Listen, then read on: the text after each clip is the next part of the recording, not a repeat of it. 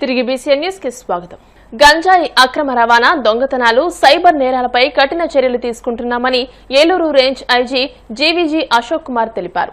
పశ్చిమ గోదావరి జిల్లా Narasapuram rural circle కార్యాలయంలో నిర్వహించిన వార్షిక తనిఖీల అనంతరం ఆయన మీడియాతో మాట్లాడారు.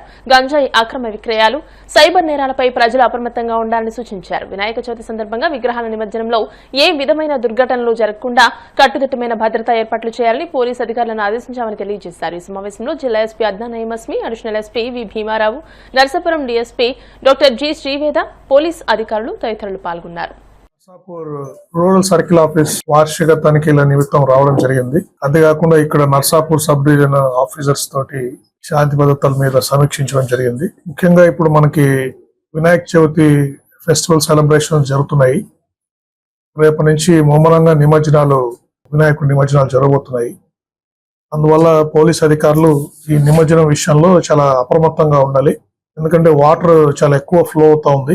సో ప్రజలు కానీ భక్తులు కానీ ఎవరు కూడా అనాథరైజ్డ్ ఘాట్స్ లో ఎక్కడంటే ఎక్కడ నిమజ్జనాలు అది చేయకూడదు. ఎందుకంటే వాటర్ ఫ్లో ఎక్కువగా ఉంది కాబట్టి యాక్సిడెంట్ జరిగే అవకాశం ఉంది. అంతేకాకుండా వర్షాలు బాగా పడుతున్నాయి. దానివల్ల ఎలక్ట్రిక్ షార్ట్ సర్క్యూట్స్ కూడా ఎక్కువగా జరిగే అవకాశం ఉంది. ఆల్రెడీ ప్రభుత్వం వారు ఎలక్ట్రిసిటీ కూడా వినాయక మండపాలకి ఫ్రీగా ఇవ్వడం జరిగింది.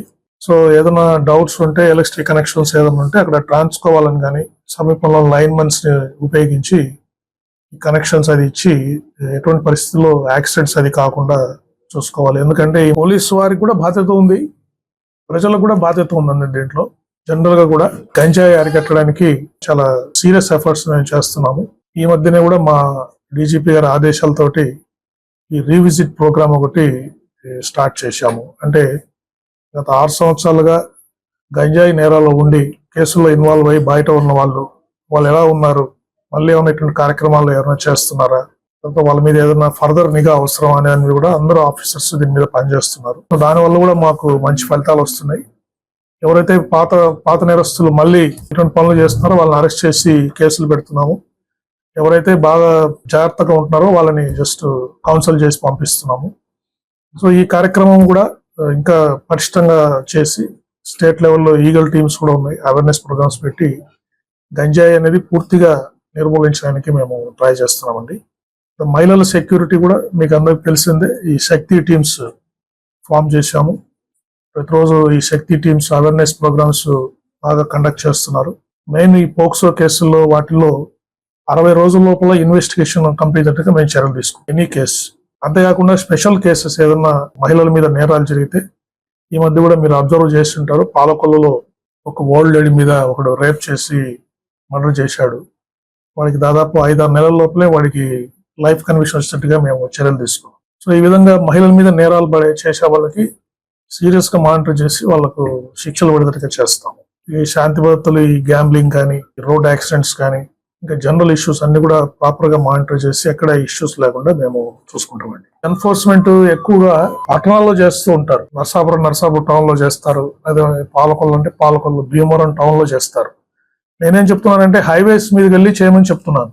ఈ హైవేస్ మీద ఈ డ్రంక్ అండ్ డ్రైవింగ్, పొద్దుప్పుడు లారీలు కానీ, హెవీ వెహికల్స్ కానీ, నైట్ టైమ్స్ కూడా ఈ టూరిస్ట్ రాత్రిపూట ప్రైవేట్ ట్రావెల్ బస్సెస్ కూడా చాలా స్పీడ్ గా వెళ్తూ ఉంటారు. వాళ్ళు కూడా స్పీడ్ కంట్రోల్ చేయడం, వాళ్ళకు డ్రంక్ అండ్ డ్రైవ్ చేయడము, ఇట్లా స్ట్రాటజీ మార్చాలి. ఎక్కువ యాక్సిడెంట్స్ మనకి హైవే మీద జరుగుతున్నాయి, ఊర్లలో కంటే హైవేల మీద జరుగుతున్నాయి. హైవేల మీద వెళ్లే వాళ్ళు కంపల్సరీగా 2 వీలర్స్ కూడా హెల్మెట్ ధరించడం.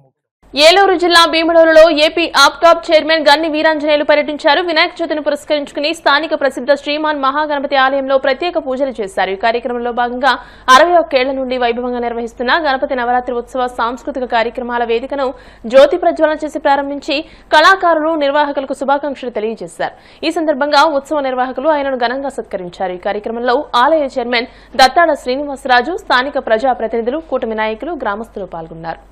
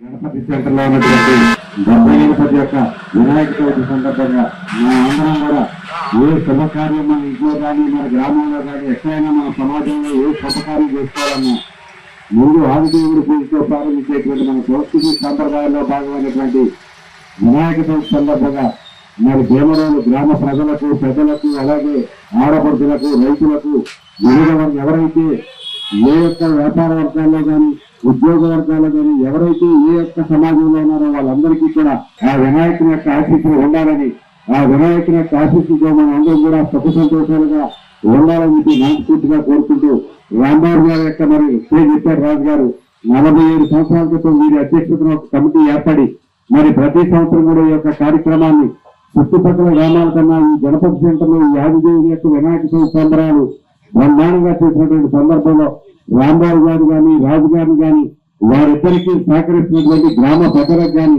వినాయకుని యొక్క ఈ యొక్క పండుగకు అందరూ కూడా విడిగా మరి విరాళాలు ఇస్తున్నారు ఆ దాతలందరికీ కూడా హృదయపూర్వకమైన కృతజ్ఞతలు తెలియజేసుకుంటూ ఇలాంటి మంచి కార్యక్రమంలో పాల్గొనే అవకాశం నాకు వచ్చినందుకు నా సంతోషాన్ని వ్యక్తం చేస్తూ మరొకసారి ఆ ఆదిదేవుని యొక్క ఆశీస్సులు మనందరి మీద ఉండాలని మనస్ఫూర్తిగా కొత్త జిల్లాలు మళ్లీ తెరపైకి రాగానే కొంతమంది నాయకులు గణపవరం మండలంలోని సామాన్య ప్రజలకు పాలనా సౌకర్యాలను దూరం చేయాలని చూస్తున్నారని అంబేద్కర్ ఇండియా మిషన్ నాయకులు అన్నారు.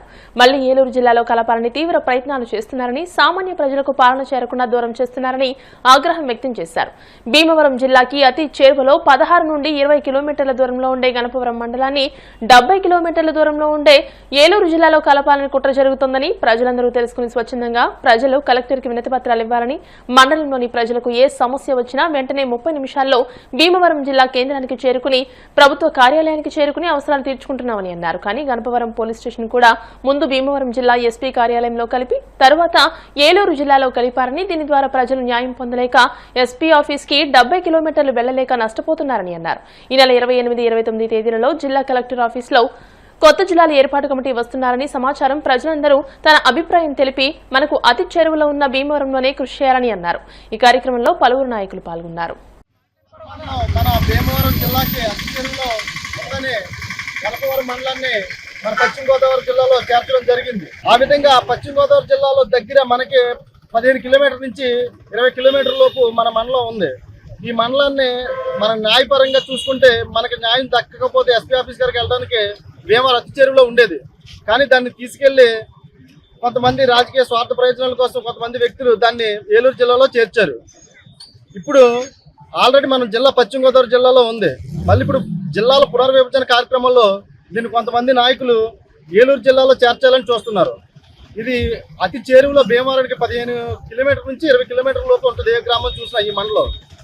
అందువల్ల ఈ గణపవరం మండలాన్ని పశ్చిమ గోదావరి జిల్లాలోనే ఉంచాలి, న్యాయ వ్యవస్థను కూడా పశ్చిమ గోదావరి జిల్లాలో చేర్చాలని మొత్తం అన్ని గ్రామాల నుంచి వచ్చి ఈ రోజున ఇక్కడ ప్రెస్ మీట్ పెట్టడం జరిగింది. దీనికి ఫస్ట్ నుంచి కూడా అంబేద్కర్ ఇండియన్ మిషన్ ప్రతి గ్రామంలోనూ ప్రజల నుంచి సంతకాలు సేకరించి రేపొద్దున వస్తున్నటువంటి గౌరవనీయులు మంత్రులు నాదెండ్ల మనోహర్ గారు, నారాయణ గారికి ఇవ్వడం జరుగుతుంది. వీళ్ళందరూ కూడా రేపొద్దుట వచ్చి ఈ యొక్క రెఫరెన్స్ని వచ్చి కమిటీకి ఇవ్వడం జరుగుతుంది. మరీ ముఖ్యంగా రాష్ట్ర ముఖ్యమంత్రి వారికి, డిప్యూటీ సీఎం గారికి, లోకేష్ గారికి తెలిపేది ఏంటంటే ఈ గణపవరం మండలం అతి చేరువలో పశ్చిమ గోదావరి దగ్గరలో ఉంది కాబట్టి దీన్ని పశ్చిమ గోదావరి జిల్లాలోనే ఉంచాలి, పోలీస్ స్టేషన్ కూడా పశ్చిమ గోదావరి జిల్లాలోనే చేర్చాలని ప్రజల పక్షాన డిమాండ్ చేస్తున్నాం. వార్తలు ముగించే ముందు ముఖ్యాంశాలు మరోసారి. విజయవాడలో 72 అడుగుల మహాగణపతిని దర్శించుకున్న సీఎం చంద్రబాబు ప్రపంచ వ్యాప్తంగా ఉన్న తెలుగు ప్రజలు సంతోషంగా ఉండాలని ప్రార్థించినట్టు వెల్లడి. తాడేపల్లిలోని వైసీపీ కేంద్ర కార్యాలయంలో ఘనంగా వినాయక చవితి వేడుకలు, గణనాథుని పూజా కార్యక్రమంలో పాల్గొన్న YS Jagan. TTD chairman BR నాయుడుపై విరుచుకుపడ్డ వైసీపీ నేత భూమన, టీటీడీకి చెందిన విలువైన భూములను టూరిజం శాఖకు ఎందుకు ఇస్తున్నారని సూటి ప్రశ్న.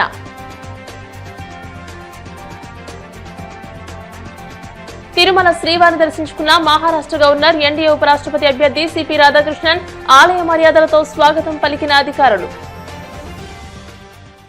ఈ వార్తలు ఇంతటితో సమాప్తం. మరిన్ని వార్తల కోసం BCN digital YouTube channel, Facebook page ని ఫాలో అవ్వండి. అప్డేటెడ్ వార్తల కోసం ప్లీజ్ సబ్స్క్రైబ్.